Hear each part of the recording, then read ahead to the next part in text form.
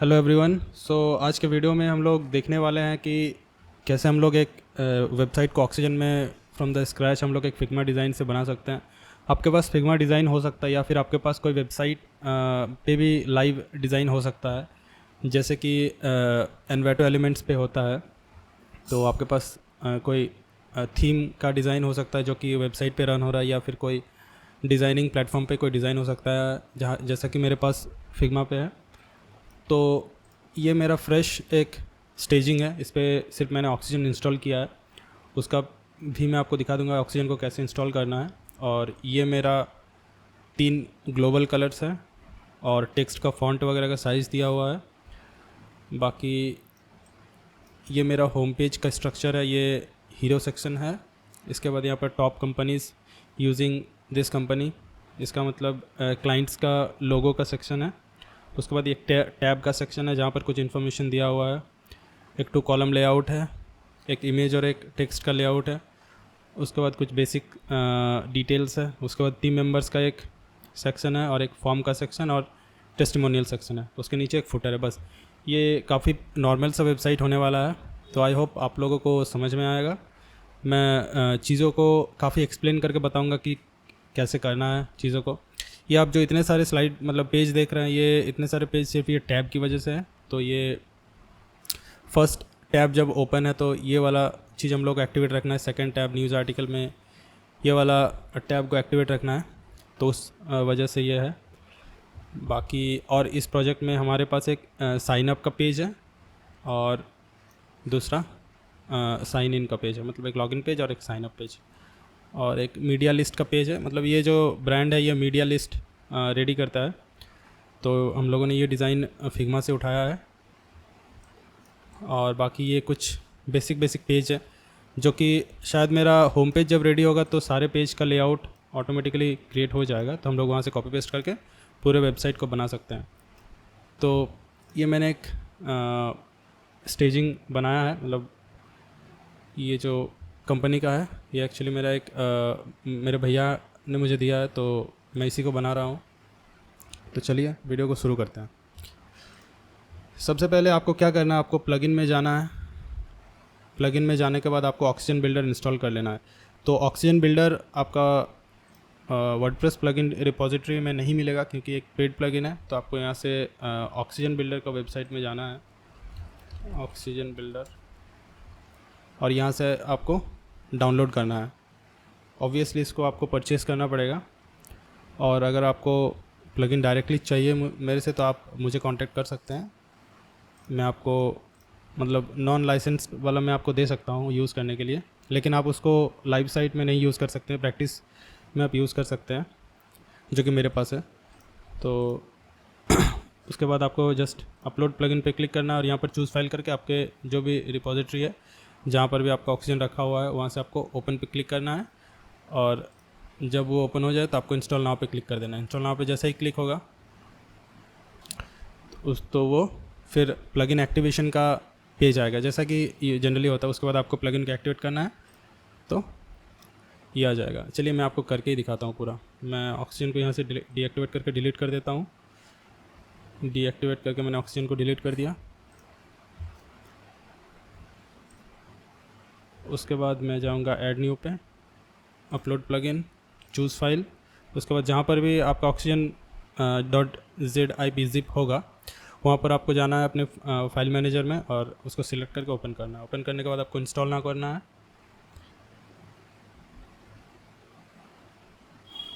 Install ना करने के बाद आपको प्लगइन एक्टिवेशन का पेज आएगा, आपको एक्टिवेट प्लगइन पे क्लिक करना है। एक्टिवेट प्लगइन के पे क्लिक करने के बाद आपका प्लगइन एक्टिवेट हो जाएगा। ये जो इतना सारा प्लगइन फाइल्स आपको दिख रहा है ये आपके सर्वर में नहीं दिखेगा। हालांकि ये मेरा जो स्टेजिंग सर्वर है इस पर बहुत सारा डेटा है, इसलिए मैंने ये सब चीज़ों को डीएक्टिवेट करके रखा है। जो जो मुझे ज़रूरी होगा समय के साथ मैं उसको एक्टिवेट कर लूँगा। मैं आपको भी बता दूंगा कि क्या क्या आपको चाहिए होगा। तो जो ये पेज बनाने के लिए मुझे और कोई प्लगइन की ज़रूरत नहीं होगी। मैं सिर्फ ऑक्सीजन से ही पूरे पेज को बना सकता हूँ। सिर्फ ये जो फॉर्म है ये सर्च फॉर्म, इसको भी मैं कस्टम CSS से डिज़ाइन कर सकता हूँ। तो मैं आपको आगे दिखाऊँगा। तो वीडियो थोड़ा लंबा होने वाला है क्योंकि ये बहुत ही डिटेल्ड एक्सप्लेनेशन के साथ मैं करने वाला हूँ। तो पहले हम लोग जाएंगे ऑक्सीजन में।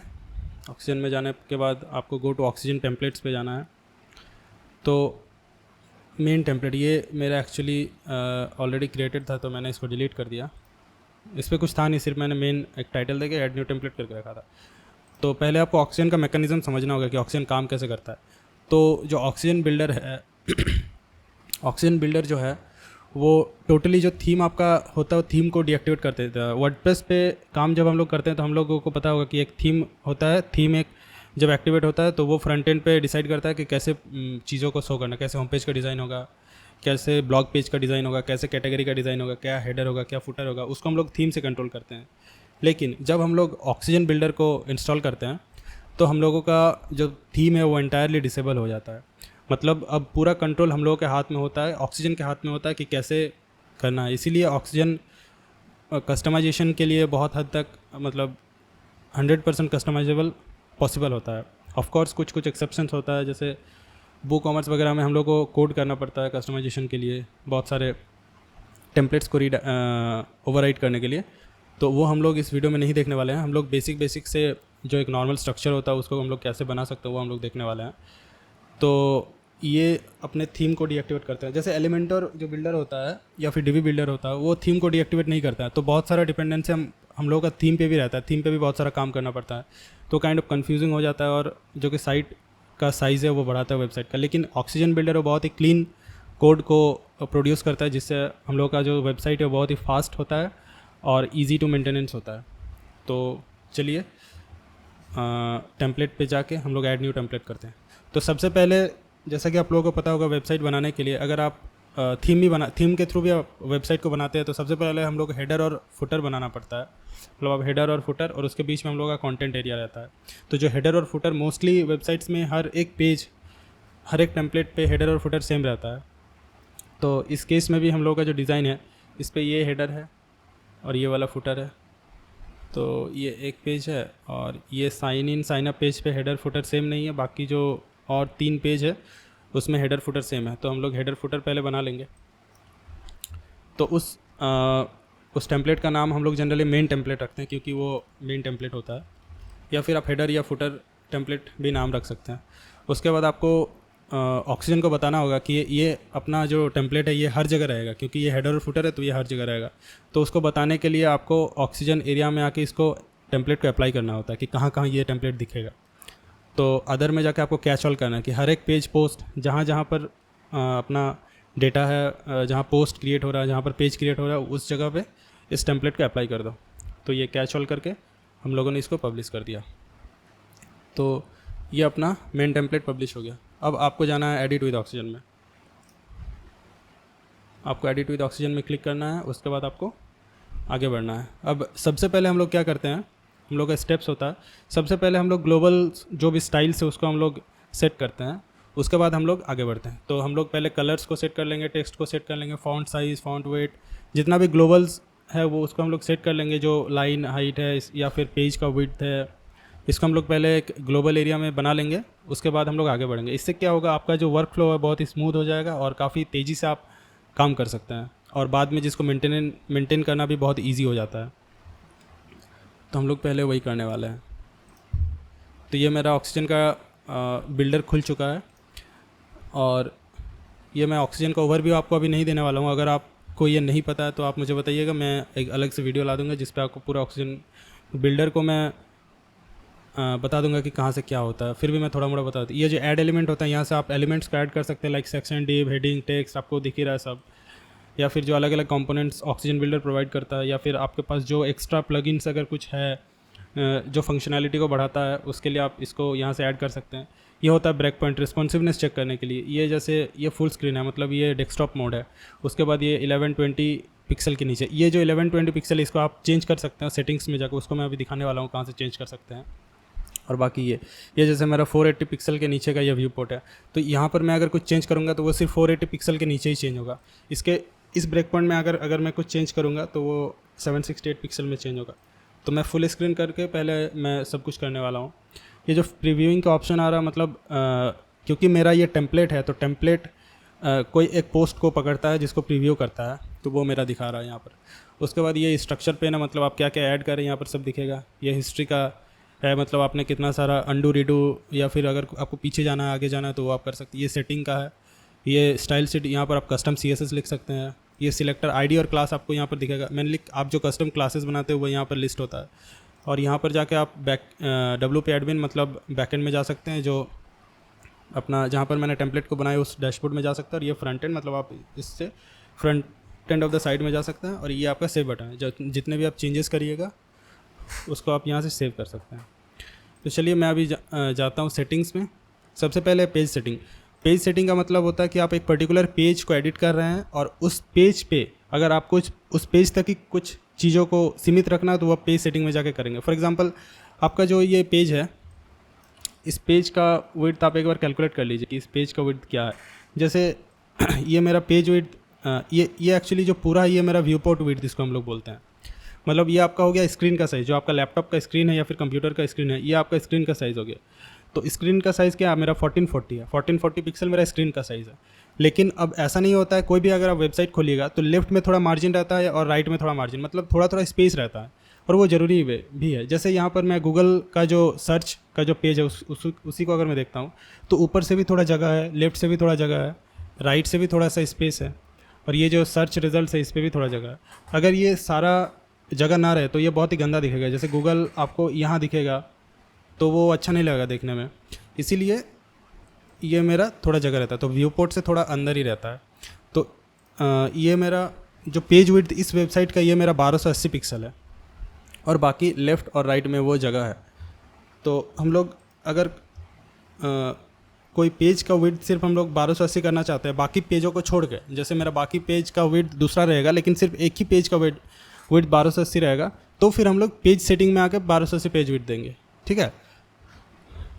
और जो ओवरले हेडर है, ओवरले मतलब ये जो हेडर है ये इसका कलर, मतलब जो ओवरले है ये मेरा बैकग्राउंड के ऊपर चढ़ा हुआ है तो इसको हम लोग ओवरले हेडर बोलते हैं। और नॉर्मल हेडर ये होता है जैसे ये जो बैकग्राउंड आपका वाइट रहेगा और ये जो कलर वाला आपको दिख रहा है ग्रेडियंट, ये यहाँ से शुरू होगा, यहाँ से वो शुरू होगा, तो वो हम लोग का नॉर्मल हेडर होता है। बाकी ये सब पेज सेटिंग मतलब पेज तक ही लिमिटेड रहेगा। एडिटर सेटिंग मतलब आपका जो ये एडिटर है यहीं तक लिमिटेड रहेगा। आपको जाना है ग्लोबल स्टाइल्स में। ग्लोबल स्टाइल्स में जाके आपको पहले जाना है अपने ग्लोबल कलर्स को सेट करना है। तो ग्लोबल कलर जनरली आप उस कलर्स को सेट करेंगे जिस कलर के बेसिस पे आपने अपने वेबसाइट को डिज़ाइन किया है या फिर आप करने वाले। तो मेरे केस में मेरे पास 3 कलर्स है जो कि डिज़ाइन में यूज़ हुए हैं लार्जली, तो इसको हम लोग ग्लोबल कलर में सेव करने वाले हैं। तो ये जो मेरा ग्रीन कलर है, एक येलो कलर है और एक ब्लैक कलर है, तो मैं इन तीनों कलर्स को ग्लोबल कलर्स में सेव करने वाला हूँ।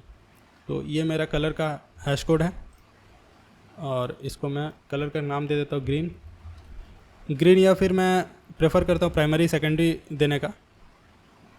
तो मैं देख लेता हूँ कि प्राइमरी किसका नाम मैं दे सकता हूँ। मैं इस जो ग्रीन का नाम इसको मैं प्राइमरी कलर दे सकता हूँ और जो येलो कलर है उसको सेकेंडरी और जो ब्लैक है उसको मैं डार्क दे सकता हूँ। लोग चलिए ग्लोबल कलर्स को सेट कर लेते हैं। सबसे पहले हम लोग ग्रीन को ऐड करेंगे, तो इसका नाम मैं जनरली ग्रीन अभी रख सकता हूँ, लेकिन सस्टेनेबिलिटी के लिए अगर फ्यूचर में मुझे कलर्स का कोड चेंज करना पड़े तो उस वजह से मैं इसका नाम ग्रीन ना दे के मैं इसका नाम प्राइमरी कलर दूंगा और कलर का हेक्स कोड को पेस्ट करके ऐड कलर कर दूंगा। तो ये मेरा पहला कलर विद ID 1 ऐड हो गया, प्राइमरी कलर, ठीक है। उसके बाद मैं सेकंड कलर को ऐड करने वाला हूँ,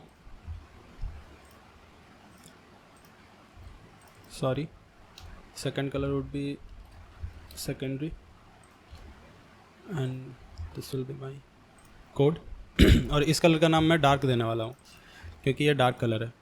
ब्लैक ना देखे मैं डार्क, क्योंकि ये प्रॉपर ब्लैक नहीं है। प्रॉपर ब्लैक 000 होता है लेकिन इस पर 000 नहीं है, D0AB है, तो उसको मैं डार्क देने वाला हूँ, ठीक है।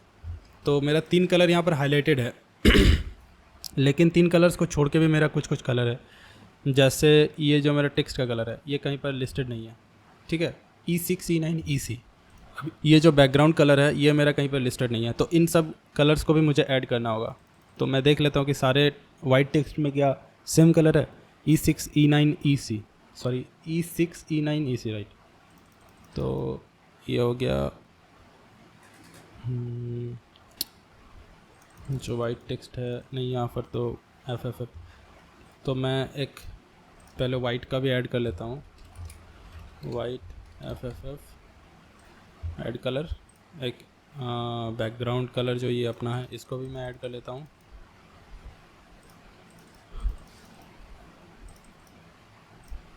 EDF4F4 BG colour, background colour. उसके बाद ये मेरा 142434, ये शायद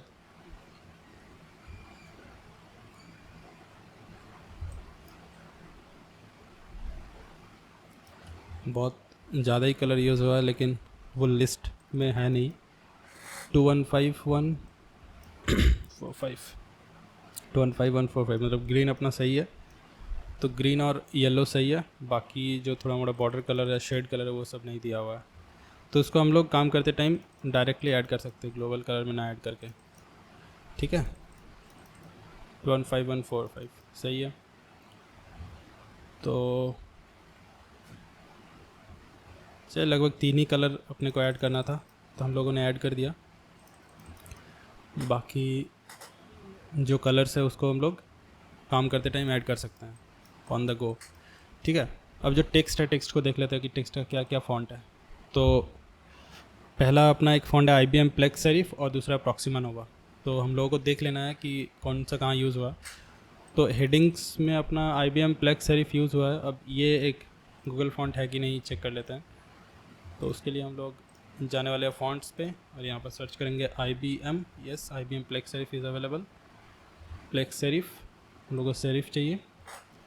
okay, so this will be our text font और display font will be, I think मुझे इसको उल्टा करना होगा, Proxima Nova. Proxima Nova is not available, I think it is an Adobe font. तो मुझे प्रॉक्सिमा, इसके बाद मुझे जो पेज का विड्थ है उसको देना होगा। तो पेज का विड्थ है मेरा 1280 पिक्सल। तो मैं स्टेप वाइज ही चलता हूँ। मैं अभी हेडिंग पे पहले जाता हूँ। तो मेरा हेडिंग पहले कैलकुलेट करना होगा क्या है। तो मेरा यहाँ पर जो H1 है ये 60 पिक्सल है। I hope this is H2 48 pixel. This is also 40 pixel. H3 tag wise ये H2 होगा क्योंकि ये सेक्शन के अंदर है, ये अलग सेक्शन है। तो पूरे पेज पे एक ही आपको H1 लेना होगा। ये आपका HTML टैग्स है। आपको थोड़ा HTML आना चाहिए ताकि आप अच्छे से वेबसाइट्स को बना सके, सिमेंटिक HTML लिख सके। तो आप उसके बारे में थोड़ा रिसर्च कर लीजिएगा, यूट्यूब में बहुत सारे वीडियोज़ है। और आप मुझसे वीडियोज़ चाहते हैं तो आप कमेंट में बता दीजिएगा, मैं बना दूँगा। तो ये आपका H1 होगा जो कि टॉप प्रायोरिटी पे होगा, जो कि आपका पेज को डिफ़ाइन करेगा। ये आपका सेक्शन को डिफ़ाइन करेगा। ये H2 होगा, ये भी H2 होगा, लेकिन इसका साइज़ छोटा है। ये जो आपका H2 है इसका साइज़ है 48 पिक्सल, इसका साइज़ है 40 पिक्सल, इसका साइज़ भी 40 पिक्सल है। 40, ये भी 40, ये भी 40 पिक्सल है। This is 48 pixel. सो मेरा हेडिंग का साइज़ चेंज हो रहा है।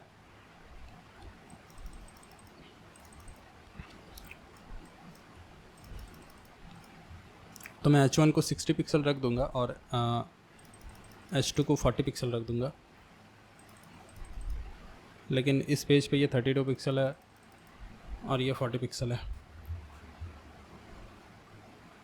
तो चलिए मैं इसको 60 पिक्सल रख देता हूँ, H2 को 40 पिक्सल रख देता हूँ, H3 को 32 पिक्सल रख देता हूँ। उसके बाद H4, H5, H6 आता है। उसके लिए मैं अपने हिसाब से, ये 32 है तो ये 24 कर देता हूँ, ये 20 और इसको मैं 18 कर देता हूँ। बाकी आप कुछ मत करिए, बाकी रहने दीजिए। वो प्रोजेक्ट के ऊपर डिपेंड करता है कि कैसे आपको ये सेटअप करना है। ठीक है, आपको ग्लोबल सेटअप पे अगर वीडियो चाहिए तो आप बताना मुझे, मैं आपको एक डिटेल वीडियो बना के दे दूँगा। बॉडी टेक्स्ट आपका 16 पिक्सल बाय डिफ़ॉल्ट रहता है, 400 फॉन्ट वेट, लाइन हाइट 1.6 और कलर एक दिया हुआ रहता है। तो आप देख लीजिए बॉडी टेक्स्ट क्या है, 16 1.5 है ये। तो मैं इसको 1.5 कर देता हूँ। आपको ये 1.5 कैलकुलेट मैंने कैसे किया मैं बता देता हूँ। कैलकुलेटर खोलना है, जस्ट जो आपका लाइन हाइट रहेगा उसको आपको फॉन्ट से डिवाइड करना। तो लाइन हाइट मेरा 24 है और फॉन्ट साइज़ है 16, तो 24/16 आपका आ जाएगा 1.5। तो 1.5 इसको आप कर दीजिएगा। आपका जो हेडिंग का फॉन्ट सॉरी लाइन हाइट है, ये भी आप कैलकुलेट कर सकते हैं कैलकुलेटर। तो मेरा लाइन हाइट है यहाँ पर 80 पिक्सल और साइज़ है 60 पिक्सल। तो लाइन हाइट है 80 डिवाइडेड बाई 60, आपका 1.33 आ रहा। तो इसका मतलब आपका जो हेडिंग है उसका लाइन हाइट है 1.3, ठीक है। तो मैं रहने देता हूँ, एक ही को कर देता हूँ, वो बाकी ले लेता है पेरेंट से ही। इसके बाद मेरा कलर आ जाता है, जो टेक्स्ट का कलर है। तो टेक्स्ट का कलर काफ़ी जगह चेंज हुआ, काफ़ी ब्लैक है, काफ़ी जगह मतलब एक कलर नहीं दिया। काफ़ी डिफ़िकल्ट होता जाता है जब आपके पास ऐसा डिज़ाइन हो जिस पे हर दूसरे सेक्शन पे कलर चेंज हो रहा है। देखिए यहाँ पर ब्लैक यूज़ किया है, यहाँ पर ये वाला यूज़ हुआ है, लेकिन ये कॉन्ट्रास्ट इसका सही नहीं है, मतलब पढ़ने में थोड़ा दिक्कत हो रहा है। तो मैं देख लेता हूँ कोई एक अच्छा से कलर। इधर मुझे प्राइमरी कलर दे देना चाहिए। हाँ, प्राइमरी कलर में प्रॉक्सिमन होगा और 250 वेट मुझे देना होगा बॉडी टेक्स्ट, लेकिन 250 का ऑप्शन तो मेरे पास नहीं है, तो प्राइमरी कलर इसको दे देता हूँ और 250 में कस्टम कोड करके दे दूँगा, ठीक है। इसके बाद मुझे लिंक्स का कलर करना होगा। तो लिंक्स का कलर बाय डिफ़ॉल्ट ब्लू रहता है, तो मैं लिंक्स का कलर येलो मतलब सेकेंडरी कलर को कर देता हूँ, ठीक है। उसके बाद back width and break point. अब ये आपका है पेज विड्थ। पेज विड्थ आपको क्या रखना है, तो पेज विड्थ आपको कैलकुलेट करना होगा। तो मेरा ये जो एक सेक्शन है ये मेरा पेज विड्थ है, ठीक है, क्योंकि ये आपका लाइन, इसी लाइन के अराउंड आपका पेज ख़त्म हो रहा है और इस लाइन के अराउंड आपका पेज स्टार्ट काम कर रहा है, ठीक है। इसका मतलब मेरा 1280 है पेज विड्थ, 1280 पिक्सल। उसके बाद सेक्शंस एंड कॉलम्स। तो ये जो मेरा एक सेक्शन एलिमेंट है इसका ग्लोबल स्टाइल्स है, तो मैं इसको जनरली लेफ़्ट पे 16 और राइट में 16 रखता हूँ और टॉप बॉटम देख लेता हूँ कि क्या है। तो फॉर एग्जांपल इसका एग्जांपल मैं अगर लूँ तो ये ऊपर 80 और नीचे 80 पिक्सल है, मतलब 75 है, ओके है, इसको इशू नहीं है, लेकिन मैं 80 कर देता हूँ इसको। बाकी कॉलम को मैं यूज़ नहीं करता हूँ, एकदम ही यूज़ नहीं करता मैं कॉलम एलिमेंट को, तो इसको मैं कुछ नहीं करता। उसके बाद लगभग आपका हो चुका है एनिमेट ऑन स्क्रॉल को, आपको कुछ नहीं करना है। स्क्रिप्ट्स को आपको इसको ऑन करके टाइमिंग को 1000 कर देना है। ये अगर कहीं पर मेरा यूज़ होता है तो मैं आपको बताऊंगा, अदरवाइज़ आप इसको छोड़ दीजिए, कोई कुछ करना ना, आप इसको सेव कर दीजिए। सेव करने के बाद आप एक बार बैकएंड में जाइए। बैकएंड में जाने के बाद आप अपना जो CSS कैश है उसको रीजनरेट कर लीजिए। तो सारे जो चेक बॉक्स है उसको चेक करके go to regeneration page, and then आपको स्टार्ट रीजनरेशन करना है, ठीक है। सब हो गया, फिर से आपको ऑक्सीजन टेम्पलेट में जाना है। उसके बाद मेन टेम्पलेट को एडिट विद ऑक्सीजन करना है।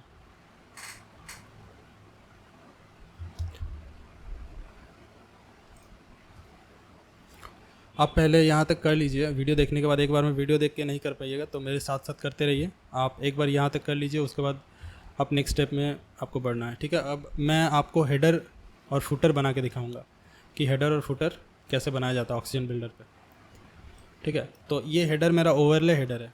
ओवरले हेडर का मतलब ये होता है कि जो आपका सेक्शन है, ये जो पहला सेक्शन है उसके ऊपर ही हेडर बना हुआ है। ऐसा नहीं है कि ये हेडर के लिए अलग से सेक्शन है, नहीं, ऐसा नहीं है। ये जो मेरा सेक्शन है उसके ऊपर ही हेडर बना हुआ है। तो आपको सबसे पहले एक एलिमेंट ऑक्सीजन में रहता है हेडर बिल्डर। हेडर बिल्डर लेना है, उसके बाद आपको इसको प्लस करना है। अब आपको पहले लोगो को एक्सपोर्ट करना है, ठीक है। फ्रेम्स, मैं जनरली लोगोज़ वगैरह को SVG फॉर्मेट में करता हूँ ताकि उससे क्वालिटी ना कम हो। तो मैंने लोगो को डाउनलोड कर लिया और उसके बाद मैं अभी एक इमेज एलिमेंट लेने वाला हूँ, क्योंकि मैंने इमेज फॉर्मेट में ही उसको डाउनलोड किया। ब्राउज़ में जाके इसको मैं अपलोड करने वाला हूँ। तो ये अपलोड नहीं होगा क्योंकि ये एस है। और बाय डिफ़ॉल्ट वर्डप्रेस में एस का सपोर्ट नहीं रहता, क्योंकि एस जो फाइल होता है वो एक्चुअली में कोड होता है, तो उससे आपका सर्वर में दिक्कत हो सकता है। मतलब अगर कोई वायरस वगैरह इंजेक्ट कर दिया तो आपका साइट पूरा बेकार जा सकता है, इसीलिए एस अपलोड नहीं होता। तो इसके लिए मुझे फिर से WP एडमिन में जाना होगा। तो एस फाइल को अपलोड करने के लिए मुझे एक प्लगइन का ज़रूरत होगा, एस सपोर्ट। उस प्लगइन का नाम है, मेरा ऑलरेडी वो इंस्टॉल्ड है प्लगइन एस सपोर्ट। आपको सिंपली जाना है ऐड न्यू में और एस सपोर्ट सर्च करना है और उसके बाद आपको उसको इंस्टॉल करना है। आई होप वो आप सभी लोग कर पाएंगे। तो एस सपोर्ट आपको एक्टिवेट करना है, ठीक है। S support once it's activated आपको जाना है मीडिया में। आप यहीं से चेक कर लीजिए कि आपका एक्टिवेट अपलोड हो रहा है कि नहीं। मेरे लाइब्रेरी में बहुत सारे इमेजेस है, क्योंकि ये साइट ऑलरेडी मैंने एक पुराने साइट को माइग्रेट किया है, तो बहुत सारा बना हुआ है। अब इसको जाके अपलोड करिए, ये अपलोड हो जाएगा, ठीक है। ये अपलोड हो गया। आपको फिर से ऑक्सीजन टेम्पलेट में जाना है, जो आपका मेन टेम्पलेट है उसको एडिट विद ऑक्सीजन करना है।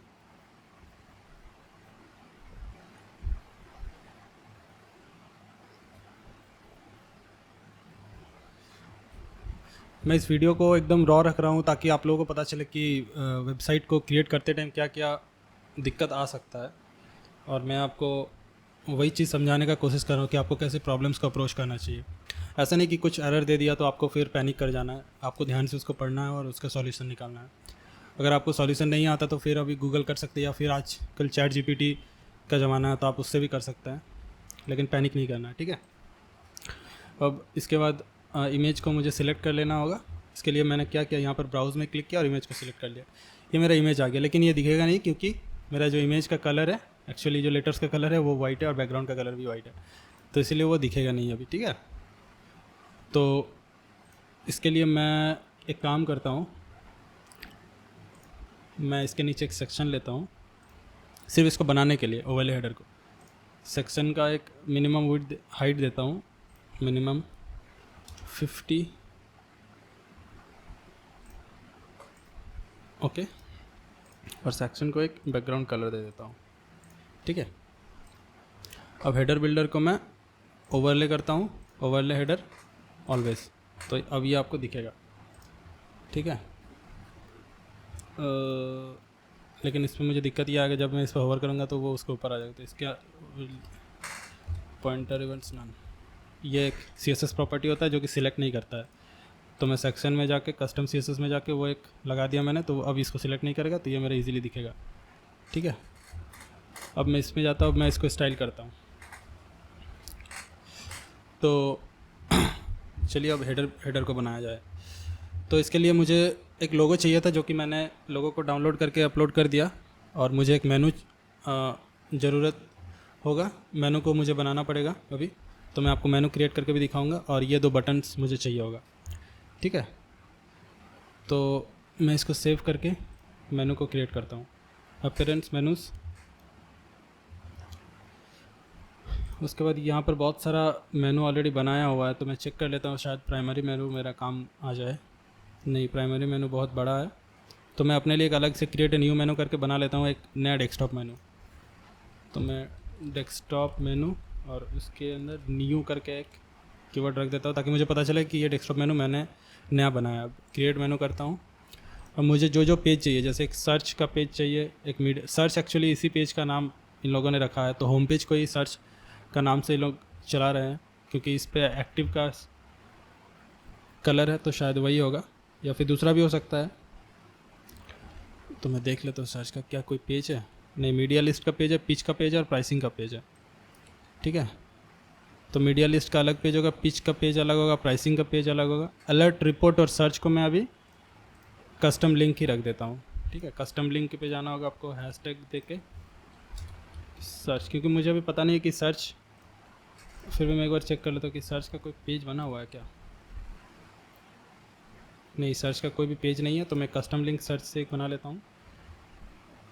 Search, media list, pitch, media list का एक पेज होगा, तो मैं यहाँ सर्च करता हूँ मीडिया लिस्ट। यहाँ पर मीडिया लिस्ट का पेज अभी शो नहीं कर रहा, तो मुझे पेज बनाना होगा उसके लिए। यही होता है जब आप अनप्लान्ड वीडियोस बनाते हैं, आपको स्टेप वाइज चीज़ें करना होता है। मैं एक बार सर्च कर लेता हूँ मीडिया, अगर कहीं पर मुझे मीडिया लिस्ट का पेज मिल जाए तो। कस्टम मीडिया लिस्ट एक है यहाँ पर, शायद यही होगा, लेकिन आई एम नॉट श्योर। तो मैं एक मीडिया लिस्ट का पेज ही बना लेता हूँ अलग से,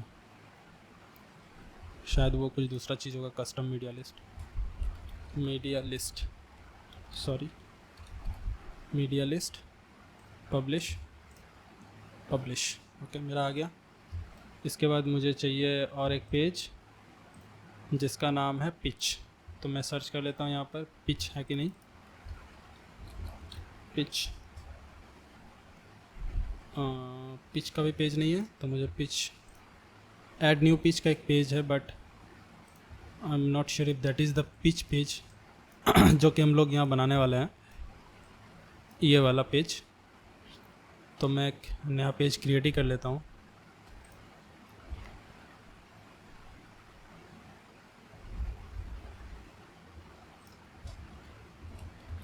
पेज, इसको मैं पब्लिश करने वाला हूँ।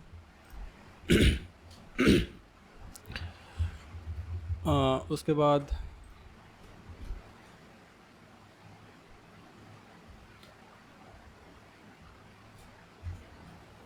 बाकी अपना एक प्राइसिंग पेज है, आई होप वो तो रहेगा, मुझे पता नहीं, मैंने पहले चेक नहीं किया था। प्राइसिंग, ये पेज भी गायब है, तो मुझे ऐड न्यू पेज करना होगा। Pricing, publish. ओके, ये पब्लिश हो गया। अब मैं तीनों पेज को ऐड कर लेता हूँ, ठीक है। मैं इसको एक बार सेव करके रिफ्रेश कर लेता हूँ इन केस वो ना आए, ठीक है। तो प्राइसिंग, पिच और मीडिया लिस्ट तीनों आ गया। Add new, I think pitch page already अपने पास था, क्योंकि ये पिच 2 हो गया, तो पिच पेज ऑलरेडी अपने पास है यहाँ पर, और मीडिया लिस्ट भी है। तो मैंने बेकार में वो, ये पिच 2 है लेकिन ये मेरा पिच है। ओके, तो पिच 2 को मैं डिलीट कर देता हूँ। मीडिया लिस्ट 2 है, मीडिया लिस्ट को भी मैं हटा देता हूँ यहाँ से, पता नहीं ये कहाँ छुपा हुआ था। तो search media list pitch pricing, search media list pitch, alert और रिपोर्ट। अलर्ट और रिपोर्ट को मैं अभी कस्टम लिंक्स रखता हूँ। अलर्ट,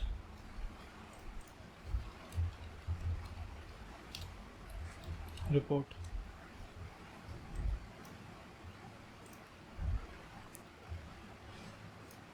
ठीक है। तो मेरा ये मेनू बन चुका है डेस्कटॉप के लिए, और मोबाइल के लिए भी मैं एक बना लेता हूँ अलग से मेनू, क्योंकि ये जो 2 बटन्स है, ये 2 बटन्स मुझे डेस्कटॉप में ऐसा दिख रहा है, लेकिन जब मोबाइल व्यू में मैं जाऊँगा तो ये बटन्स इस मेनू के साथ ऐड हो जाएगा। तो उसके लिए मैं मोबाइल का एक अलग से बना लेता हूँ, create a new menu, mobile menu new. Menus को बना लिया for both mobile and desktop. बस मुझे एक और टेक्स्ट लिंक ऐड करना होगा फॉर साइन इन। तो कस्टम लिंक्स, अभी फ़िलहाल के लिए मैं हैशटैग ही रख देता हूँ, साइन इन, ठीक है।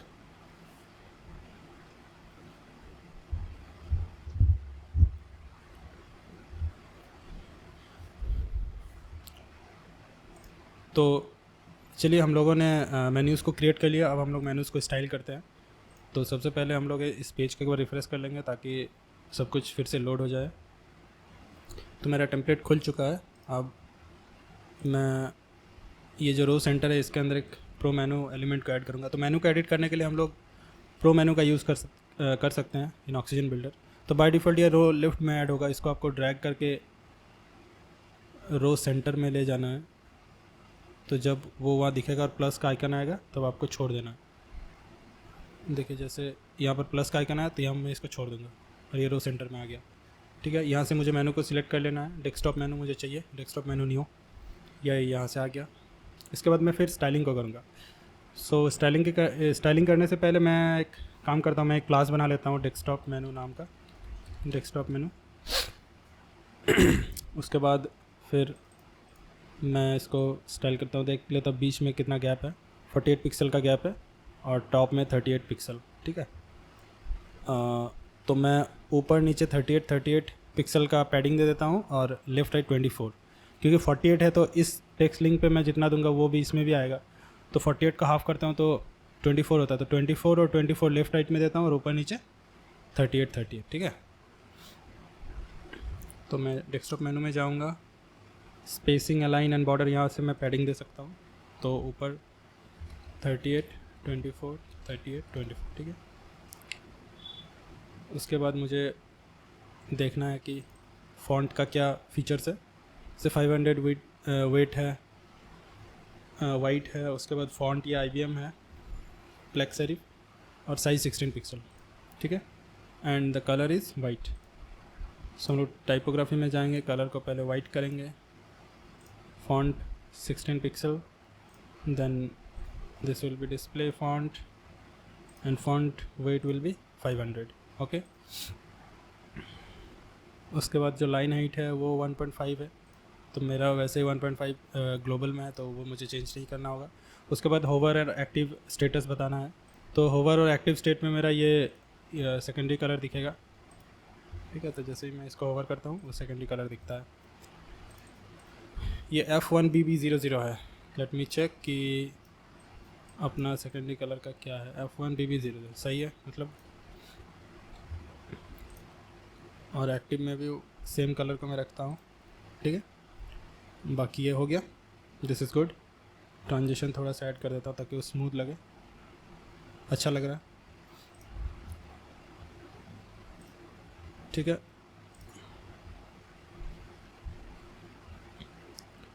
उसके बाद मोबाइल मेनू के लिए मुझे करना होगा बाद में। अभी मैं रो राइट में मुझे दो बटन चाहिए, तो उसके लिए मैं पहले एक डिव ऐड करूँगा। ये बाय डिफ़ॉल्ट लेफ़्ट में ही ऐड होता है, तो इसको ड्रैग करके लाना पड़ता है। मैंने इसको अंदर डाल दिया और इसमें मुझे 2 टेक्स्ट लिंक चाहिए, एक साइन इन के लिए और एक साइन अप के लिए। तो मुझे टेक्स्ट लिंक, मैं बटन्स को बना लेता हूँ। ये जो बटन है ये मेरा, इसका मैं नाम देता हूँ ट्रांसपेरेंट बटन, ट्रांसपेरेंट या फिर ट्रांसपेरेंट बटन। इसको मैं प्राइमरी बटन नाम देता हूँ, क्योंकि ये मेरा प्राइमरी कलर पे बेस्ड है, तो मैं जनरली नेमिंग ऐसे ही करता हूँ। तो बटन ट्रांसपेरेंट, क्योंकि वो ट्रांसपेरेंट है। तो मैं पहले इसको देख लेता हूँ क्या है, 10, 10 और 29, 29, मतलब लेफ़्ट राइट 30 कर देता हूँ। फ़िलहाल मैं इसको हैशटैग दे के रख देता हूँ लिंक को, लेफ़्ट राइट 30 और ऊपर नीचे 10 पिक्सल, 10, 10, ओके। अब जो कलर है वो वाइट है मेरा, ठीक है। तो हम लोग इसका कलर को चेंज कर देंगे और देख लेंगे फ़ॉन्ट साइज़ क्या है। जैसे 500 है, सेम इसका भी फ़ॉन्ट चेंज है 16 पिक्सल, मतलब सेम यही वाला है, तो हम लोग इसको भी कर देंगे 500, 16 and then the font will be our display font, okay.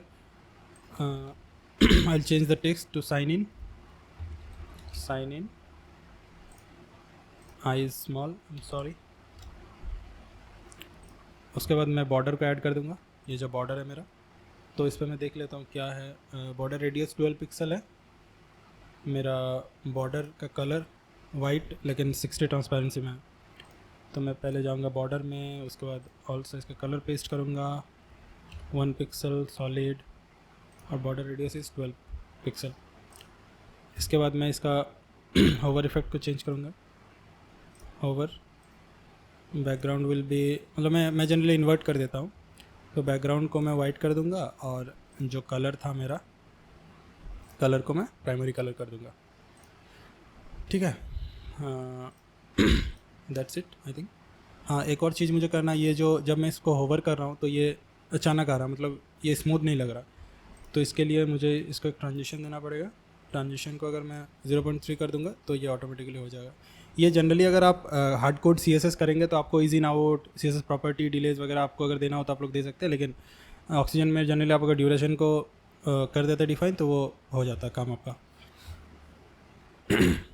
ठीक है, उसके बाद मैं फिर साइन अप बटन को बनाऊंगा, तो मैं इसी को डुप्लीकेट करूंगा, इसी बटन को मैंने डुप्लीकेट किया, और इस बटन ट्रांसपेरेंसी की जगह मैं एक नया क्लास बनाऊंगा बटन प्राइमरी।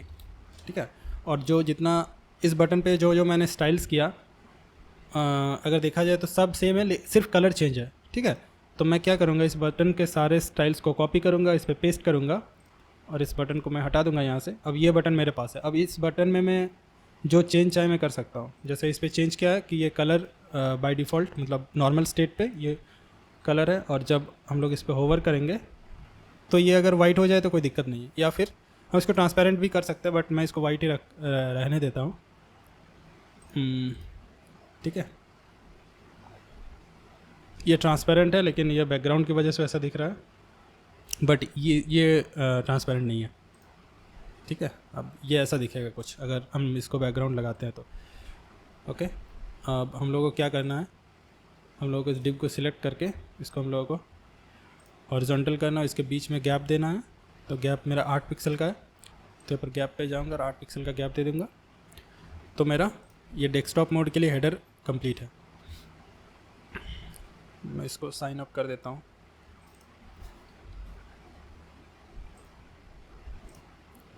ठीक है,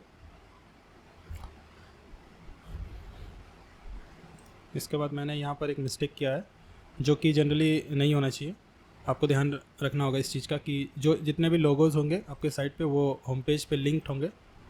तो यहाँ पर अगर आप क्लिक करेंगे तो वो एक लिंक रैपर से रैप हो जाएगा, और उस लिंक रैपर पे आप अपने होम पेज का लिंक दे दीजिएगा। तो this will be your home page link. ठीक है, ये मेरा होम पेज पे लिंक हो गया, ये सब ठीक है, ये भी ठीक है, ये भी ठीक है।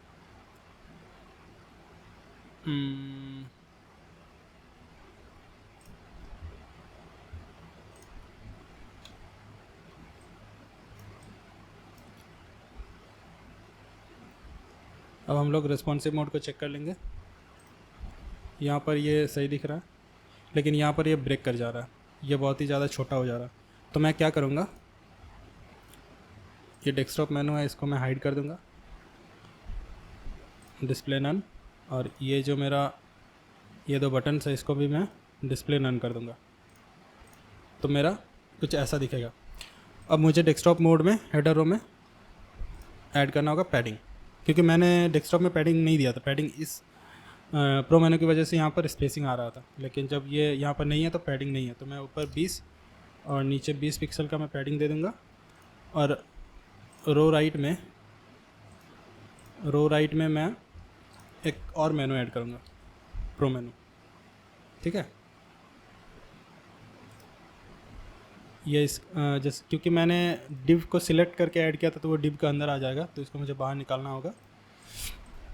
और ये जो प्रो मेनू है इसको मैं टॉगल मोबाइल मेनू में कर दूंगा। ये मेरा 992 तो लेस देन 992, और इसको मैं मोबाइल मेनू को सिलेक्ट कर दूंगा, मोबाइल मेनू न्यू। अब मोबाइल मेनू में जाऊंगा, ओपन आइकन लेआउट, इसके कलर वगैरह को चेंज करना होगा क्योंकि वो कलर के चलते हुए ऐसा आ रहा। से अगर मैं कलर को चेंज करूँ, यस वाइट आ रहा, तो मुझे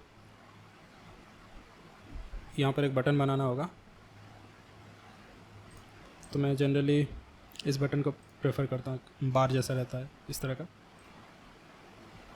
ये अच्छा लगता है। और यहाँ पर जगह आ रहा है, यहाँ पर टेक्स्ट है तो टेक्स्ट को मैं हटा देता हूँ। आ गया ये। अब जब इसको कोई क्लिक करता है तो ये खुलता है, इसको मुझे स्टाइल करना होगा। ठीक है, तो ओपन आइकन टाइपोग्राफी, वो जो आइकन था उसका आप कलर वगैरह चेंज कर सकते हैं। क्लोज, उसके बाद क्लोज आइकन होता है। तो मैं पहले बैकग्राउंड को चेंज कर लेता हूँ, स्टाइल कर लेता हूँ। तो बैकग्राउंड कलर को मैं डार्क ही प्रेफर करता हूँ।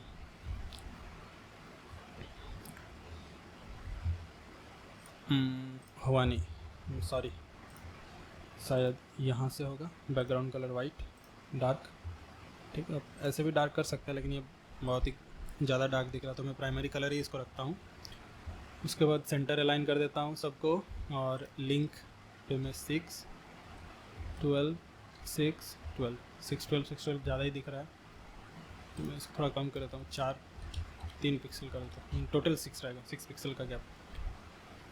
इसके बाद मैं जाता हूँ टाइपोग्राफी में, उसके बाद फ़ॉन्ट साइज़ को 20 कर देता हूँ, कलर को मैं वाइट कर देता हूँ, और जो मेरा डिस्प्ले फॉन्ट था वो फॉन्ट चेंज कर देता हूँ। वेट मैं 500 कर देता हूँ और लाइन 8 को कुछ नहीं करता हूँ। इसके बाद ज़्यादा कुछ है नहीं मेरे पास करने को। मैंने स्टाइल में लिंक टेक्स्ट कलर को तो मैंने वाइट कर ही दिया, लिंक टेक्स्ट होवर कलर को ये कर देता हूँ, तो ये सही काम कर रहा है। ठीक है, इसके बाद मेरा यहाँ पर एक क्लोज आइकन था, तो क्लोज आइकन लेआउट में मैं आइकन कलर को वाइट कर देता हूँ। इसको मैं ट्राई करता हूँ यहाँ पर रखने का राइट साइड में, तो वो मैं कहाँ से कर सकता हूँ, मार्जिन अबव और बिलो। अच्छा, यहाँ पर आइकन पोजीशन टॉप से 20 पिक्सल है, लेफ्ट से 20 पिक्सल, तो लेफ्ट से मैं इसको 90% कर देता हूँ। 90% जैसे ही करता हूँ वहाँ पर आ जाता है, और टॉप से मैं इसको 50 पिक्सल कर देता हूँ, और इसका साइज़ को मैं बढ़ा देता हूँ 30 पिक्सल, और इसको मैं cross button CROSS cross button कर देता हूँ। What happened? Yeah, it's good. अगर हो सके तो मैं इस जो काफ़ी थिक लग रहा है, ये स्लिम लग रहा है, तो मैं इस थिक को भी चेंज कर देता हूँ। Open icon layout bar, not this, यहाँ से मैं उसको सिलेक्ट कर लेता हूँ। थिंक दिस वन, या this one is looking good. सिर्फ इसको मुझे थोड़ा बड़ा करना पड़ेगा।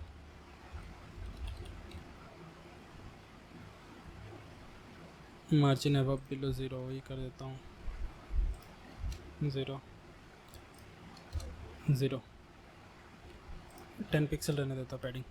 ठीक है, ये बहुत ज़्यादा ही दिख रहा है, तो इसको थोड़ा कम कर देता हूँ एडजस्ट करके, 10 ओके, नाउ इट्स गुड। अब ये हायर ब्रेक पॉइंट में भी ये दिखेगा, तो इसको मैं हायर ब्रेक पॉइंट में डिस्प्ले नन कर देता हूँ, और जब मैं लोअर ब्रेक पॉइंट में जाता हूँ तो यहाँ से डिस्प्ले फ्लेक्स कर देता हूँ। ठीक है, तो ये अभी दिख रहा है, अभी कुछ ऐसा दिख रहा है जो कि आई थिंक अच्छा लग रहा है देखने में। ठीक है, इट्स लुकिंग गुड। लेकिन यहाँ पर कुछ आ रहा है जो कि स्लाइड हो रहा है, देखना होगा क्या है, पता नहीं क्या है। Will check it in front end now. तो ये अपना होम पेज पे लिंक हो चुका है। ये होम पेज पे चेक करता हूँ, search, media list, speech, alert, report, अच्छा लग रहा है देखने में। अब मैं अगर इसको छोटा करता हूँ इंस्पेक्ट करके, इसको अगर मैं आईफोन SE पे रिव्यू करता हूँ तो ये अच्छा दिख रहा है, लेकिन यहाँ पर तो कुछ स्लाइडर नहीं आ रहा है, लेकिन वहाँ पर स्लाइडर क्यों आ रहा है, पता नहीं क्या दिक्कत है।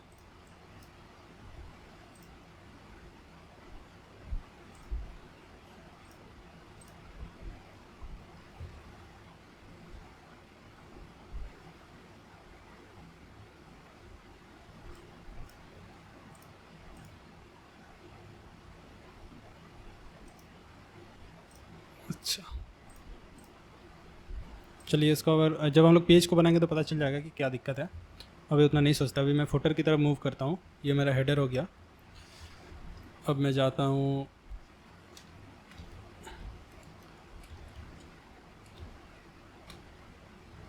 अब मैं फुटर को बनाने का कोशिश करता हूँ। तो यहाँ पर जो लोगो है ये काफ़ी बड़ा है, तो इसको मुझे फिर से एक्सपोर्ट करना होगा एज SVG।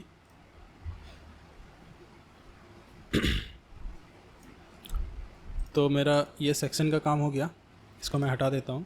यहाँ पर कुछ दिखेगा नहीं आप लोगों को। अब मैं एक बीच में एक इनर कंटेंट लेना होता है, जो कि ऑक्सीजन का स्टैंडर्ड है। पहले एक हेडर बिल्डर, उसके बाद एक इनर कंटेंट, उसके बाद आप फुटर बनाते हैं। तो उसके बाद मैं फिर सेक्शन लेता हूँ, एक सेक्शन को मैं टैग को चेंज करके फुटर कर देता हूँ।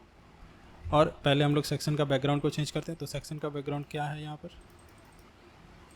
पर एक ग्रेडियंट है, लीनियर ग्रेडियंट। तो इसको मैं पहले सेट करता हूँ। अब ये जो इस डिज़ाइन आ रहा है इसको आप इग्नोर करिए, वो ठीक हो जाएगा बाद में। ये मेरे लिए आ रहा है क्योंकि मेरे पास ऑलरेडी बहुत सारा डेटा एडेड है पेजेस में, इसलिए वो आ रहा है। आपके पास जब आप करिएगा तो आपके पास कुछ नहीं आएगा वहाँ पर, क्योंकि आपने कुछ ऐड ही नहीं किया है। तो क्योंकि ये इस पेज को प्रीव्यू कर रहा है इसीलिए वो आ रहा है, ठीक है। So no worries on this. अब बस मेरे स्टेप्स को फॉलो करिए तो आप धीरे धीरे बिल्ड कर पाएंगे मेरे साथ सेम डिज़ाइन को। और अगर आपके मन में कोई क्वेश्चन है, कोई डाउट है, तो आप प्लीज़ आप कमेंट में मुझे पूछिए, मैं आंसर करूँगा उन चीज़ों का। तो मैं पहले इस कलर्स को ऐड कर लेता हूँ। विल चेक, जैसे हम लोग को यहाँ पर दिख रहा है कि ये ब्लैकिश इधर थोड़ा ज़्यादा है, इधर कम है, तो उस हिसाब से हम लोग भी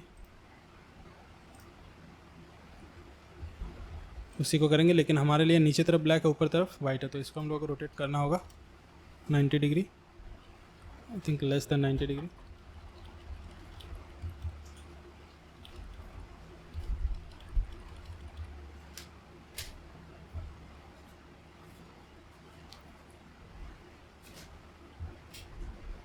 तो 49 डिग्री में 50 डिग्री कर देता हूँ इसको रोटेट। 0 डिग्री में ऊपर, अच्छा, तो मुझे 135 डिग्री करना होगा, ठीक है। अब मैं इस डिज़ाइन को क्रिएट करता हूँ। इसके लिए आपको सोचना होगा कि आपको क्या क्या चाहिए होगा। तो पहले आपने एक सेक्शन लिया फुटर, उसके बाद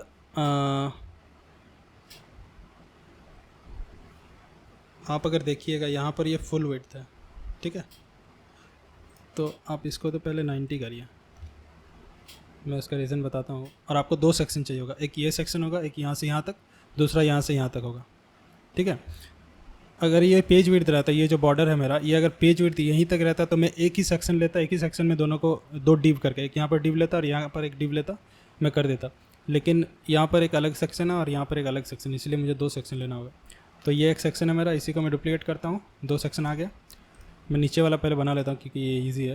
इसको मैं कॉपी करता हूँ और इसका क्या 18 ऊपर नीचे 18 है, तो नीचे वाले का पैडिंग को मैं ऊपर नीचे 18 कर देता हूँ, 18 और एक टेक्स्ट एलिमेंट लेता हूँ, टेक्स्ट एलिमेंट को मैं ये पेस्ट कर देता हूँ। उसके बाद इसको सेंटर और सेक्शन में जाके मुझे पैडिंग टॉप देना होगा, ये वाला कलर उस पर पेस्ट करना होगा। इसको मैं हेक्स कोड में चेंज करते हैं, border, top border, colour pasted, width 1 और सॉलिड, तो ये अपना बॉर्डर आ गया। इसके बाद मुझे इस टेक्स्ट ब्लॉक का कलर चेंज करना है, जो कि है वाइट विद 80% ट्रांसपेरेंसी। अब इस पर एक चीज़ मुझे करके रखना चाहिए, जो 2023 है इसको मुझे डायनामिक करना होगा, मतलब ये आज के डेट के साथ चेंज होगा। जैसे आज हम इसको 2023 में बिल्ड कर रहे हैं, इसलिए 2023 डिज़ाइनर दे रखा है, तो मैंने इसको डायरेक्ट हार्ड कोड करके पेस्ट कर दिया 2023। लेकिन जब 2024 हो जाएगा तो ये ऑटोमेटिकली 2024 यहाँ पर होना चाहिए। अगर वो 2023 उस टाइम पे दिखा रहा है तो वो गलत दिखा रहा है। तो उसके लिए एक शॉर्टकट है ऑक्सीजन बिल्डर में, आप इसको सिलेक्ट करिए, उसके बाद इंसर्ट डेटा में जाइए, PHP फंक्शन रिटर्न वैल्यू, जो मैं यहाँ पर लिख रहा हूँ आप ये लिख दीजिए सब, डेट, ऊपर फंक्शन नेम में लिखिए डेट मतलब तारीख, और फंक्शन आर्ग्यूमेंट में सिर्फ कैपिटल Y लिख दीजिए, कैपिटल Y मतलब ईयर। डेट फंक्शन में आप डेट को दिखाइए और क्या दिखाइए, सिर्फ ईयर दिखाइए, मतलब जो करंट डेट होगा, जो आज का डेट होगा, जब साइट को कोई विजिट करेगा तो आज का जो डेट होगा उसका साल को सिर्फ ये दिखाएगा। तो ये ऑटोमेटिकली अब डायनामिक हो गया, फीचर प्रूफ हो गया, ठीक है। अब इसको मैं सेव कर देता हूँ और इसको रिस्पॉन्सिव को एक बार चेक कर लेता हूँ, ठीक है। आप एक चीज़ देख लीजिएगा, जैसे जब अपना सेंटर में टेक्स्ट होगा तो जो टाइपोग्राफी है वो मिडिल में होना चाहिए, ये लेफ्ट में हो जाता है, ये मिडिल में होना चाहिए। और एक चीज़ टेक्स्ट के लिए आपको डिव को P में चेंज कर देना, मतलब P टैग में चेंज कर देना है। सो ये चीज़ आपको ध्यान में रखना होगा। अब आपने एक चीज़ नोटिस किया होगा कि जैसे ही मैंने इसको डिव से P में चेंज किया, ये थोड़ा उछल कूद रहा है, इधर उधर हो रहा है, ऐसा क्यों? तो इस चीज़ को जानने के लिए हमें इसको इंस्पेक्ट करना होगा कि ऐसा क्यों हो रहा है, ठीक है। तो आप सीधे नीचे जाइए, इग्नोर दिस, मैं इसको हटा ही देता हूँ एडिट पेज में जाके, ताकि ना दिखे, नहीं तो बहुत ही ज़्यादा दिक्कत करेगा ये बाद में। डिलीट, अपडेट, मैं इसी को प्रीव्यू में डाल देता हूँ, आएगा नहीं, रहने दीजिए। अभी आ गया। तो अभी मुझे इंस्पेक्ट करना होगा और देखना होगा कि दिक्कत क्या हो रहा था। तो अगर आप इसको सिलेक्ट करिएगा, यहाँ पर क्लिक करके, ये होता है सिलेक्टर, ये सिलेक्ट कर देता है उस एलिमेंट को। तो अगर मैं इस एलिमेंट पर क्लिक करूँ तो यहाँ मुझे दिखेगा कि जो पी है उस पर मार्जिन 1 पिक्सल का ऊपर है और 1 पिक्सल का नीचे, सॉरी 1 EM का ऊपर है, 1 EM का नीचे, जो कि है 16 पिक्सल का। 16 पिक्सल ऊपर दिख रहा है, 16 पिक्सल नीचे मार्जिन दिख रहा है। तो मुझे इस मार्जिन को हटाना होगा। तो मैं कैसे हटाऊंगा उसको? मैं उसको आइदर यहाँ पर मार्जिन 0 कर दूंगा तो भी हट जाएगा, ऐसे भी हटेगा, लेकिन ये सिर्फ इस टेक्स्ट ब्लॉक के लिए ही हटेगा। मुझे ऐसा नहीं करना, मुझे हर पी टैग में से मार्जिन को बाय डिफ़ॉल्ट जो मार्जिन होता है उसको हटा देना है। तो उसके लिए मैं एक ऐड स्टाइल शीट पे जाऊंगा, मुझे एक CSS लिखना होगा। ऐड स्टाइल शीट पे जाऊंगा, यहाँ पर स्टाइल शीट का नाम दे दीजिए, कस्टम CSS होता है तो मैं कस्टम नाम दे देता हूँ। ओके करके फिर यहाँ पर आप लिखिए P space curly bracket on, curly bracket के अंदर लिख दीजिए मार्जिन कॉलन 0, ठीक है। तो आपका मार्जिन चला जाएगा। अगर आप इसको देखिएगा तो ये मार्जिन चला गया, देखिए मार्जिन 0 हो गया है। यहाँ पर रहेगा ये, लेकिन आप अगर ये जो बॉक्स मॉडल है इस पर देखिएगा तो मार्जिन इस पर है नहीं। और अगर आप इस पर होवर भी करिएगा तो इसके ऊपर सिर्फ पैडिंग आ रहा है, मार्जिन नहीं आ रहा। पहले ये कुछ ऐसा था, पहले ये ऐसा था, अभी ऐसा है, विदाउट मार्जिन 0, विद मार्जिन 0, ठीक है। तो आई होप आपको ये समझ में आएगा इंस्पेक्टर वाला चीज़। इसके बाद मैं फुटर को बनाता हूँ। तो मैंने इस इमेज को ऑलरेडी एक्सपोर्ट कर लिया है। इसके लिए मुझे एक डिव चाहिए होगा पहले पूरा के लिए। एक डिव के अंदर यहाँ पर एक कॉलम होगा और ये तीनों के लिए कॉलम, ठीक है। उसके अंदर ये कॉलम, ये कॉलम, ये कॉलम। तो मैं उसी तरीके से स्ट्रक्चर को रेडी करता हूँ। मुझे पहले आउटर लेयर के लिए एक डिव चाहिए होगा, जो कि मैं हमेशा रखता हूँ। और मैं जो आप स्ट्रक्चर पेन को देखिए तभी आपको समझ में आ गया। ये मेरा है फुटर, इसका मैं रीनेम कर देता हूँ फुटर। ये है सब फुटर, ठीक है। उसके बाद ये है अपना डिव, ये फुटर के अंदर का डिव है, तो इसको हम लोग कंटेनर बोल सकते हैं। कंटेनर में हमेशा 100% का एक क्लास लगा के रखता हूँ, मतलब इसको विड्थ 100% रखता हूँ, 100% ऐसा करके रखता हूँ। और इसी चीज़ को बार बार दोहराने के लिए एक ऑप्शन होता है, आप यहाँ पर लिख दीजिए W फुल, और W फुल में वो जो आपने 100% विड्थ किया उसको डाल दीजिए और यहाँ से उसको हटा दीजिए। और इसी को क्लास बोला जाता है। ये जो मैंने बनाया अभी, इसी को क्लास बोला जाता है। और इस क्लास को आप कहीं भी यूज़ कर सकते हैं, वहाँ पर 100% उसका विड्थ हो जाएगा, ठीक है।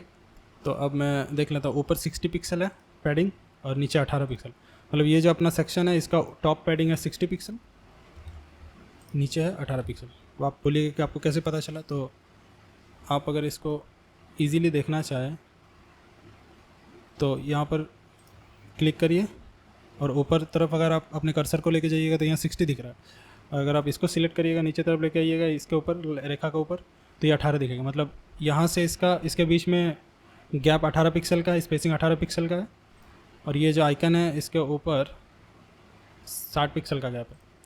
तो वो मैं किससे मैनेज करूँगा? ये जो सेक्शन का पैडिंग से मैं उसको मैनेज करूँगा। इसके बाद मैंने एक पूरा डिव ले लिया। अब डिव के अंदर मुझे लेफ़्ट में एक डिव चाहिए इस लोगो और इस सोशल आइकन्स के लिए, और जो राइट साइड में जो लिंक्स है इसके लिए मुझे एक डिव चाहिए। तो मुझे 2 डिव चाहिए इस डिव के अंदर। जो कंटेनर है इसके अंदर मुझे और 2 कंटेनर चाहिए। एक चाहिए लेफ़्ट साइड के लिए, तो मैं इसका नाम डाल देता हूँ लेफ़्ट, और फिर कंटेनर को सिलेक्ट करूँगा। और क्योंकि मुझे कंटेनर के अंदर चाहिए इसलिए कंटेनर को सिलेक्ट करके ऐड कर रहा हूँ। अगर मुझे लेफ़्ट के अंदर चाहिए होता तो लेफ़्ट को सिलेक्ट करके मैं ऐड करता, और ये हो जाएगा मेरा राइट साइड का, ठीक है। लेकिन ये तो ऊपर नीचे आ गया। अब इसको क्या करूँ? ये लेफ़्ट राइट होना चाहिए था। तो उसके लिए आपको कंटेनर को सिलेक्ट करना होगा और कंटेनर को बोलना होगा कि ये जो दोनों है इसको हॉरिजॉन्टल में रखो, क्योंकि इन दोनों का मालिक है कंटेनर, तो कंटेनर ही वो कर पाएगा। तो इसको हॉरिजॉन्टल में रखने को बोलेंगे। और ये लेफ़्ट में रहेगा और ये राइट साइड में रहेगा। उसके लिए स्पेस बिटवीन को क्लिक करना है। एक लेफ़्ट में आ गया, एक राइट में आ गया, ठीक है। अब लेफ़्ट साइड में हम लोग ऐड कर देंगे लोगो को, लोगो आई मीन इमेज को, नॉट पीपल्स, इमेज। अब इमेज में जाकर मैं इस इमेज को अपलोड कर दूंगा। सिलेक्ट इमेज, फिर से वही काम करना होगा मुझे। यहाँ पर जाके क्लिक करना होगा ताकि मैं इस पर होम पेज का लिंक ऐड कर सकूँ, क्योंकि ये अपना लोगो है। उसके बाद 115 पिक्सल का मार्जिन बॉटम है इस पे, ये जो अपना लिंक रैपर है इस पे मार्जिन बॉटम है 115 पिक्सल, तो मैं इसको 100 पिक्सल का रखता हूँ। 100 पिक्सल का रख के मैं फिर एक लेफ़्ट पे जाके, क्योंकि लेफ़्ट के अंदर मुझे चाहिए जो ये सोशल मीडिया आइकन्स है, तो मैं सोशल आइकन्स करके एक अपना एलिमेंट होता है, इसको हम लोग यूज़ कर सकते हैं। ट्विटर, इंस्टा और फेसबुक, ट्विटर, इंस्टाग्राम, फेसबुक।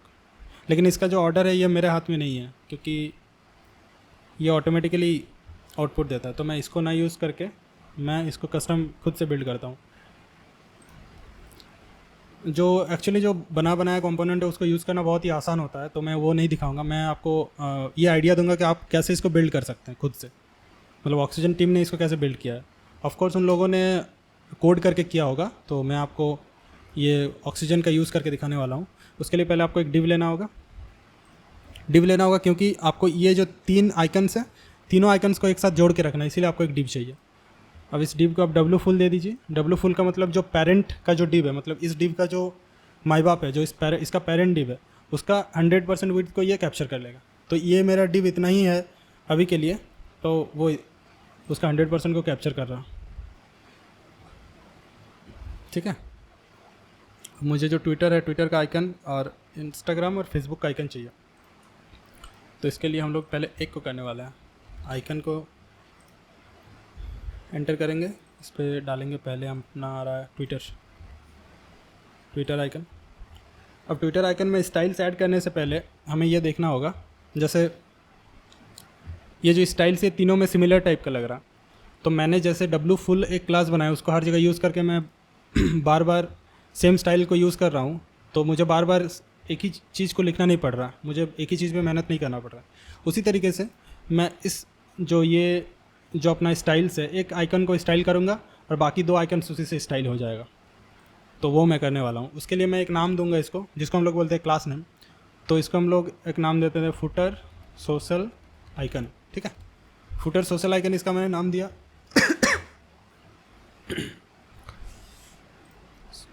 तो फुटर सोशल आइकन मैंने इसका नाम दिया, क्लास का नाम, और इस पर मैं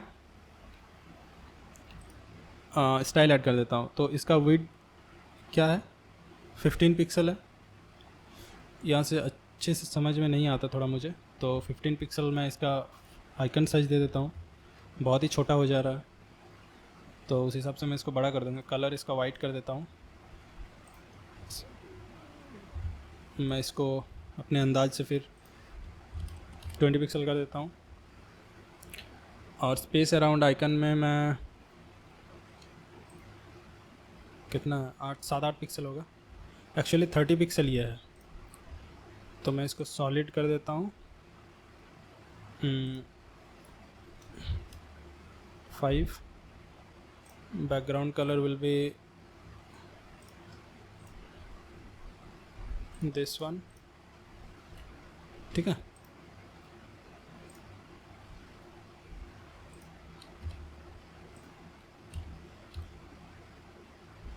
सही लग रहा। अब इसको मुझे लिंक करना होगा। लिंक करने के लिए मुझे इस पर क्लिक करना होगा। इस पर जैसे ही मैं क्लिक करूँगा ये एक लिंक रैपर आ जाएगा। अभी मुझे इंस्टाग्राम का लिंक नहीं पता, तो मैं ट्विटर का लिंक नहीं पता, तो मैं इस पर हैशटैग डाल के रख देता हूँ। इसके बाद मैं ये जो लिंक रैपर इस पर भी एक क्लास ऐड करके रख देता हूँ, अगर इन फ्यूचर मुझे कुछ चेंजेस वगैरह करना पड़े। तो ये इसका नाम था फुटर सोशल आइकन। तो ये जो लिंक रैपर है इसका नाम दे देता हूँ फुटर सोशल आइकन लिंक। ठीक है, अब मैं इसको डुप्लीकेट मारता हूँ। तो ये डुप्लीकेट जैसे ही मैंने किया ये नीचे आ गया, तो इसको तो मुझे हॉरिजॉन्टली चाहिए, एक ही लाइन में चाहिए। तो मुझे इसके पेरेंट में जाना होगा, पेरेंट को बताना होगा कि आप उसको हॉरिजॉन्टली करिए।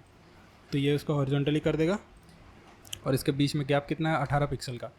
तो हॉरिजॉन्टल करेगा और बोलेगा कि हर 2 लड़के के बीच में या फिर 2 चिल्ड्रन के बीच में 18 पिक्सल का गैप होना चाहिए।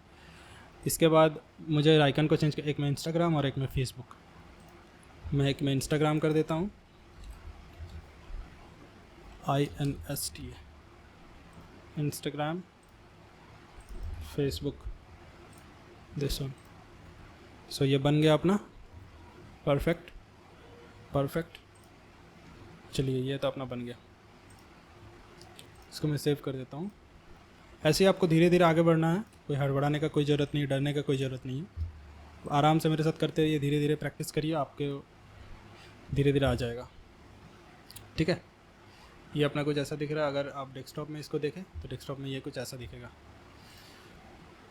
मैं अगर इनर कंटेंट को एक मिनिमम हाइट दे दूँ, minimum height of let's say 50 VH, then वो अच्छा दिखेगा आपको। ये मैं सिर्फ प्रीव्यू ठीक करने के लिए, क्योंकि मेरे पास अभी इस पेज में कोई कंटेंट नहीं है तो वो नहीं दिख रहा, तो ये आपको कुछ ऐसा दिखा। अभी फुटर पे ध्यान दीजिए, इस पे ध्यान मत दीजिए। ठीक है,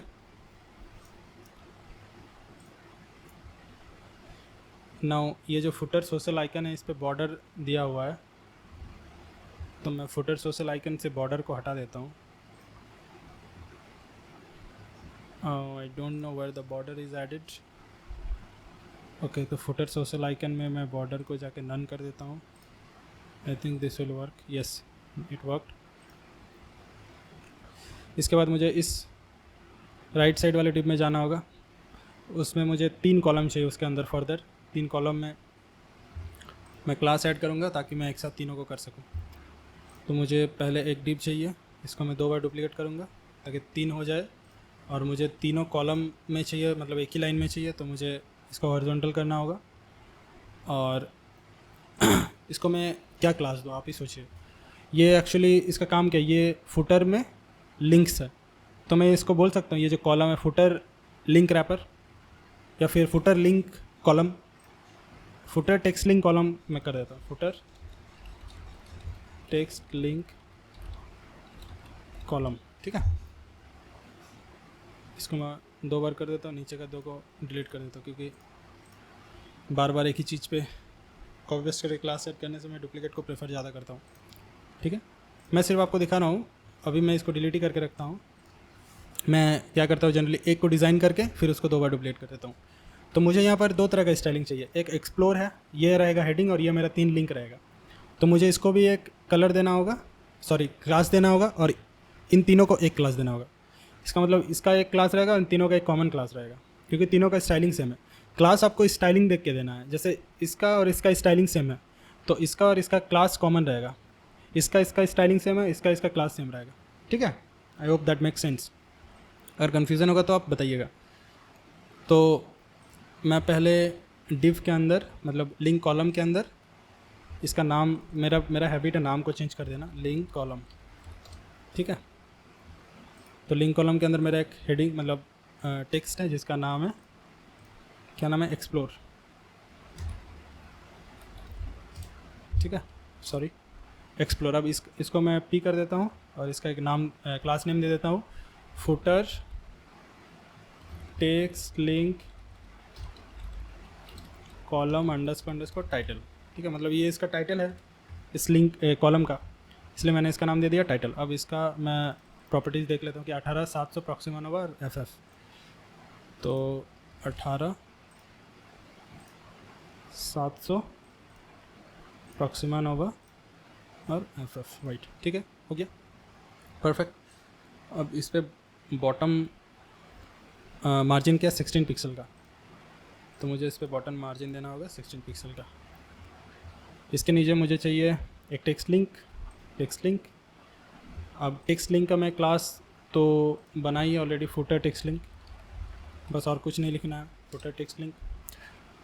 मैं अभी के लिए इस पर हैशटैग डाल देता हूँ, और इसका स्टाइलिंग है 400 प्रॉक्सिमा नोवा 16 और FF विद 80% ट्रांसपेरेंसी। प्रॉक्सिमा नोवा तो बाय डिफ़ॉल्ट है, 16 भी बाय डिफ़ॉल्ट है, 400, बाकी और कुछ नहीं करना है, सिर्फ इसका नाम चेंज करना है टू सपोर्ट, एंड देन 2 बार इसको copy, then blog, and then partner, support partner. एक मिस्टेक मैंने कर दिया यहाँ पर, जो है कि लिंक रैपर पे जब ऐसा कोई लिंक जो कि आपके वेबसाइट पे ना रहकर दूसरे वेबसाइट को रीडायरेक्ट करे, तो उस लिंक पे आपको जनरली क्या करना चाहिए, उस लिंक को आपको उसी पेज पे ना खोलकर दूसरे पेज में खोलना चाहिए। फॉर एग्ज़ाम्पल मैं आपको एक जैसे फॉर एग्ज़ाम्पल ट्विटर, ठीक है,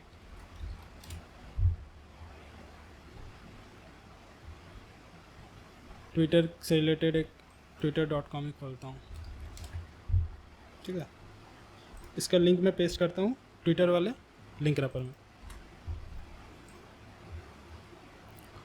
तो ये अभी क्या होगा देखिए, अभी ये मेरा ट्विटर का लिंक आ रहा है, नीचे आप देख पा रहे हैं।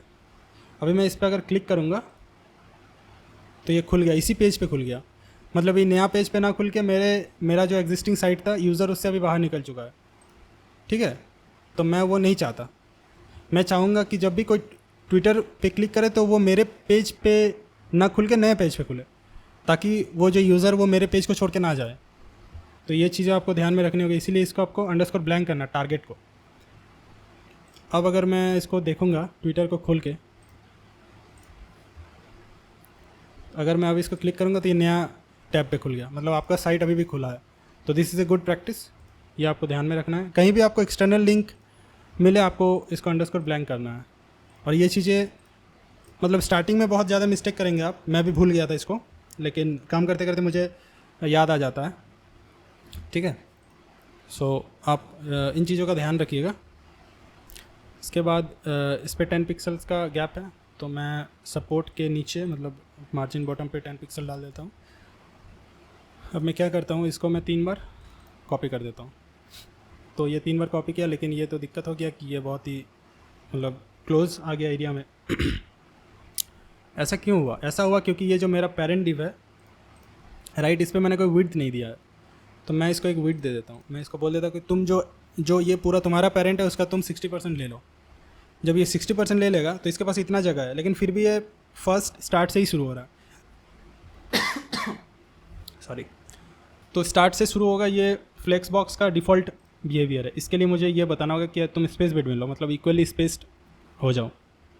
तो अब ये सही है, तब मैं सिर्फ टेक्स्ट को चेंज कर दूंगा, ठीक है। ये हो गया। अब इसका रिस्पॉन्सिव को मुझे चेक करना पड़ेगा। यहाँ पर तो ठीक लग रहा है,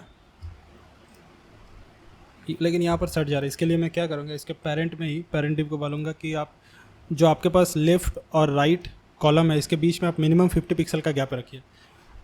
मतलब 50 पिक्सल का एग्जैक्ट गैप रखिए, नॉट मिनिमम नॉट मैक्सिमम। तो ये क्या करेगा, अभी आपको दिख नहीं रहा क्योंकि the gap is more than 50 pixel, लेकिन जब आप लोअर ब्रेक पॉइंट में आइएगा तो आपको दिखेगा कि हाँ एक्चुअली में वो 50 पिक्सल का गैप है। और जो इन तीनों कॉलम के बीच में आप अराउंड 30 पिक्सल का गैप रखिए, ठीक है। तो अभी ये ठीक है। अब ये ओवरफ्लो हो जा रहा है, तो अभी मैं इसको क्या करूँगा, ये पेरेंट को क्लिक करूँगा और इसको मैं उतना देरी हॉरिजॉन्टल करके रखा था, अब मैं इसको वर्टिकल कर दूँगा। जैसे ही मैं इसको वर्टिकल करूँगा, ये जो राइट कॉलम है फिर भी ये अच्छा नहीं दिख रहा क्योंकि इसका विड्थ मैंने 60% किया हुआ था। अब मैं इसको, क्योंकि इसके लेफ्ट राइट में कोई है नहीं, तो अभी मैं इसको बता दूंगा कि तुम 100% जगह को ले सकते हो। तो इसको मैं सिलेक्ट करूँगा और 100 कर दूँगा, 100% पे क्लिक कर दूँगा। अब ये ठीक है, लेकिन इससे भी फर्दर अगर मैं नीचे जाऊँ तो ये अच्छा नहीं दिख रहा, तो इसको मैं अभी वर्टिकल कर दूँगा। जैसे मैंने वर्टिकल किया ये तीनों एक ही जगह आ गया, ठीक है। अब ये सही लग रहा, परफेक्ट। और जैसे यहाँ पर आएगा तो इसके ये जो गैप है ये अच्छा नहीं लग रहा, तो मैं नीचे का मैंने जो 100 पिक्सल दिया था इसको मैं 30 पिक्सल कर देता हूँ। 60 भी सही नहीं लग रहा, 30। और मैं सारी चीज़ को सेंटर कर देता हूँ। सेंटर यहाँ पर तो कुछ नहीं हुआ, तो यहाँ से हटा देता हूँ इसको। कंटेनर में जाके सेंटर में आ गया, इसके अंदर को भी सेंटर।